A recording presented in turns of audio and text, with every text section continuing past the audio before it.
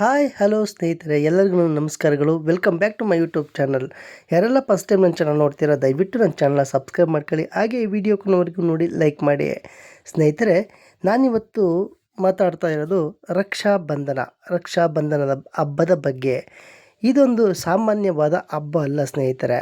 ಇದು ಅಣ್ಣ ತಂಗಿಯರ, ಸಹೋದರ ಸಹೋದರಿಯರ ನಡುವಿನ ಪವಿತ್ರವಾದ ಬಂಧದ ಸಂಕೇತವಾಗಿದೆ.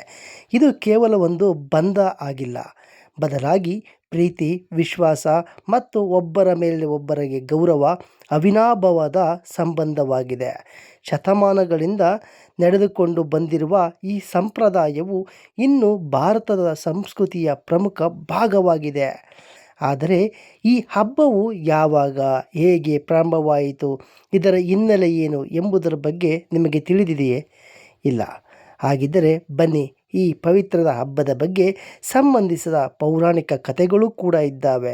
ಹಾಗೆ ಆಸಕ್ತಿದಾಯಕ ಕೆಲವು ಕಥೆಗಳ ಬಗ್ಗೆ ತಿಳಿದುಕೊಳ್ಳೋಣ. ಸ್ನೇಹಿತರೆ, ಈ ಹಬ್ಬದ ಬಗ್ಗೆ ಒಂದು ಪೌರಾಣಿಕ ಕಥೆ ಇದೆ. ಆ ಕಥೆ ಏನೆಂದರೆ, ಒಮ್ಮೆ ದೇವರ ರಾಜ ಇಂದ್ರ ಮತ್ತು ರಾಕ್ಷಸರ ನಡುವೆ ಭೀಕರ ಕಾಳಗ ನಡೆಯುತ್ತಾ ಇರುತ್ತೆ. ಆಗ ರಾಕ್ಷಸರ ಶಕ್ತಿ ಹೆಚ್ಚುತ್ತಾ ಇರುತ್ತದೆ.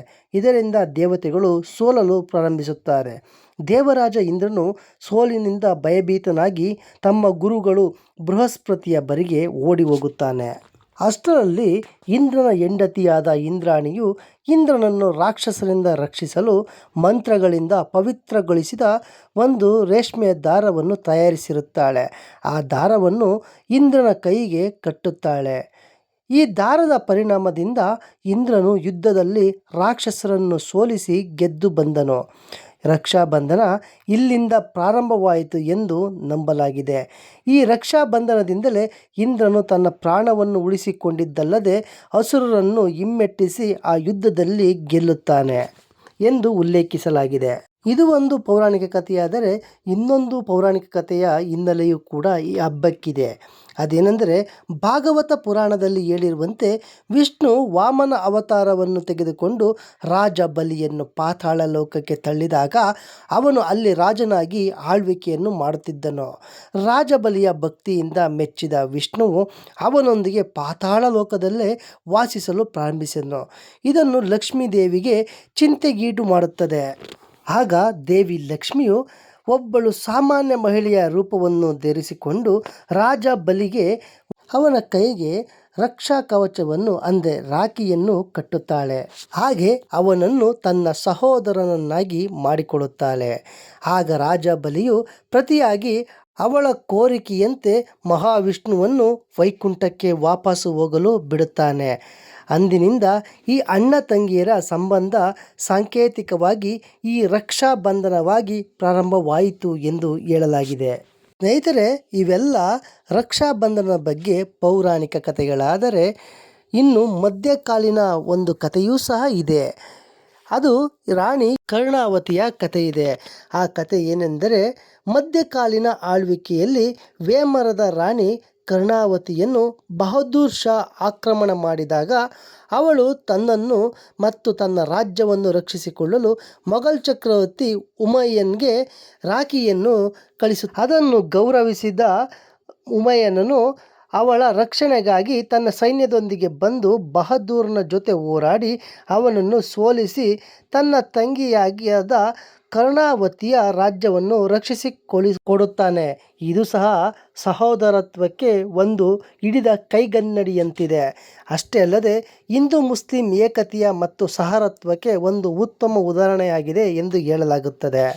ಸ್ನೇಹಿತರೆ, ರಕ್ಷಾಬಂಧನದ ಮಹತ್ವವೇನೆಂದರೆ, ಇಂದಿನ ಕಾಲದಲ್ಲಿ ಇದು ಕೇವಲ ಒಂದು ದಾರಕ್ಕೆ ಸೀಮಿತವಾಗಿಲ್ಲ. ಈ ಬಂಧವು ಸಹೋದರ ಮತ್ತು ಸಹೋದರಿಯರ ನಡುವಿನ ಪ್ರೀತಿ, ಗೌರವ, ಸಮರ್ಪಣೆಯನ್ನು ಪ್ರತಿಬಿಂಬಿಸುತ್ತದೆ. ಸಹೋದರಿ ತನ್ನ ಸಹೋದರನಿಗೆ ರಾಖಿ ಕಟ್ಟುತ್ತಾಳೆ ಮತ್ತು ಅವನ ದೀರ್ಘಾಯುಷ್ಯ ಹಾಗೂ ಸಂತೋಷವನ್ನು ಬಯಸುತ್ತಾಳೆ. ಆದರೆ ಸಹೋದರನು ಕೂಡ ತನ್ನ ಸಹೋದರಿಯನ್ನು ರಕ್ಷಿಸುವುದಾಗಿ ಭರವಸೆಯನ್ನು ನೀಡುತ್ತಾನೆ. ಈ ದಿನ ಇಡೀ ಕುಟುಂಬದವರು ಒಟ್ಟಿಗೆ ಸೇರಿ ಒಂದೇ ಕಡೆ ಇರುತ್ತಾರೆ. ಅಷ್ಟೇ ಅಲ್ಲದೆ ದೂರದಲ್ಲಿರುವ ಸಹೋದರ ಸಹೋದರಿಯರು ಸಹ ಈ ದಿನ ಪರಸ್ಪರ ಒಬ್ಬರಿಗೊಬ್ಬರು ಭೇಟಿಯಾಗಲು ಬಯಸುತ್ತಾರೆ. ಅಷ್ಟೇ ಅಲ್ಲದೆ ಇದು ಒಂದು ರೀತಿಯ ಸಾಮಾಜಿಕ ಏಕತೆ ಮತ್ತು ಸಾಮರಸ್ಯವನ್ನು ಉತ್ತೇಜಿಸುವ ಹಬ್ಬ ಎಂದರೆ ತಪ್ಪಾಗಲಾರದು. ಸ್ನೇಹಿತರೆ, ಇಂದಿನ ಕಾಲಗಳಲ್ಲಿ ಇದೊಂದು ಹಬ್ಬ ಸೋದರ ಸೋದರಿಯನ್ನು ಒಟ್ಟಿಗೆ ಸೇರಿಸುತ್ತದೆ ಎಂದರೆ ತಪ್ಪಾಗಲಾರದು. ಈ ಹಬ್ಬವು ನಮ್ಮ ಭಾರತ ಸಂಸ್ಕೃತಿಯಲ್ಲಿ ಅಣ್ಣ ಮತ್ತು ತಂಗಿಯರ ಸಂಬಂಧಗಳನ್ನು, ಅವರ ರಕ್ಷಣೆ ಜವಾಬ್ದಾರಿಗಳನ್ನು ಎತ್ತಿ ಹಿಡಿದ ಒಂದು ಜವಾಬ್ದಾರಿಯಾದರೆ ನಮ್ಮ ಭಾರತೀಯ ಸಂಸ್ಕೃತಿಯ ಬಗ್ಗೆ ಹೆಮ್ಮೆ ಪಡುವಂಥ ವಿಷಯ ಇದಾಗಿದೆ.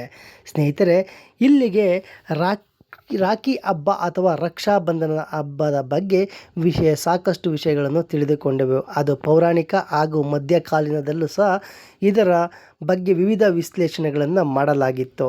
ಸ್ನೇಹಿತರೆ, ಈ ನನ್ನ ವಿಡಿಯೋ ನಿಮಗೆ ಇಷ್ಟ ಆಗಿದೆ ಅಂತ ಅಂದ್ಕೊತೀನಿ. ಇಷ್ಟವಾಗಿದ್ದರೆ ದಯವಿಟ್ಟು ನನ್ನ ವಿಡಿಯೋಗೆ ಲೈಕ್ ಕೊಡಿ. ಹಾಗೆ ಮುಂದಿನ ವಿಡಿಯೋದೊಂದಿಗೆ ನಿಮ್ಮನ್ನು ಭೇಟಿಯಾಗುತ್ತೇನೆ. ಅಲ್ಲಿವರೆಗೂ ಧನ್ಯವಾದಗಳು.